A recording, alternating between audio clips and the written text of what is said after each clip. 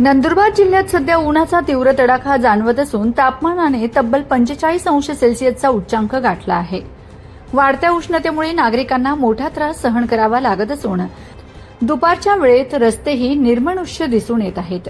उष्माघात, dehydration तसेच इतर उष्णताजन्य आजारांचा धोका वाढल्याने प्रशासन सतर्क झाले आहे. जिल्हाधिकारी डॉ. मिताली सेठी यांनी नागरिकांना आवश्यक ती खबरदारी घेण्याचे आवाहन केले आहे.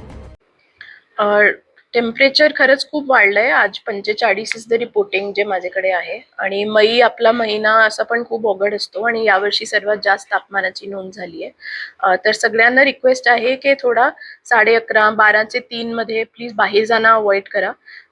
डिहायड्रेशन नाही होणार यामुळे खूप काळजी घ्या. खूप पाणी आणि एस्पेशली ORS आणि जे हायड्रेशनचे आपले निंबू पाणी किंवा हे सगळं असतो तर हायड्रेटेड पण ठेवा.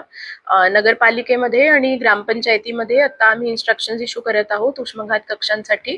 PHCs आणि RH मध्ये ऑलरेडी उष्माघात कक्ष एस्टॅब्लिश करण्यात आले आहेत आणि PHC साठी पण इन्स्ट्रक्शन्स आम्ही आता आज देत आहोत.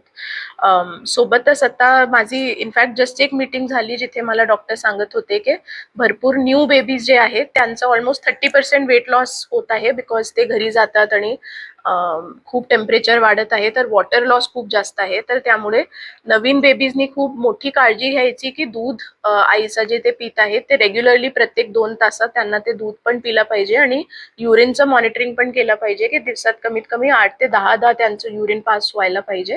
डेली त्यांचं वेट मॉनिटरिंग व्यवस्थित झालं पाहिजे. तर ज्या ज्या घरात छोटासा एक वेइंगचं मशीन नाहीये त्यांची रिक्वेस्ट आहे की तुम्ही स्वतःचा वेट केला आणि बाळाला घेऊन वेट केला, त्याचा मायनस केला की बाळाचं वेट आपल्याला कळेल. तर त्याचं पण रोजचा रोज वेट करत जा. Anything more than 10% weight loss is abnormal. तर तसं जर आहे तर हॉस्पिटलमध्ये जाऊन डेफिनेटली दाखवलं पाहिजे. आणि कधी पण जरा पण सिम्पटम्स आले डिहायड्रेशनचे तर पहिली गोष्ट जाऊन PHC, RH किंवा सिव्हिल हॉस्पिटलमध्ये आपण येऊ शकता. आणि डिस्ट्रिक्टची पण एक डिझास्टर मॅनेजमेंटची हेल्पलाईन आहे, ती हेल्पलाईन पण आम्ही इथे फ्लॅश करतो. प्रत्येक तालुकाचे पण डिझास्टर मॅनेजमेंट हेल्पलाईनचे नंबर्स आहेत आणि डिस्ट्रिक्टचे पण नंबर आहे. आपल्याला कधी पण कोणता पण ऍक्सिडेंट दिसला किंवा कोणते दुसरे रिलेटिव्हसाठी किंवा कोणते दुसऱ्यांसाठी मदतची आवश्यकता आहे तर कृपया करून या नंबरवर आम्हाला त्वरित कॉन्टॅक्ट करा. थँक्यू.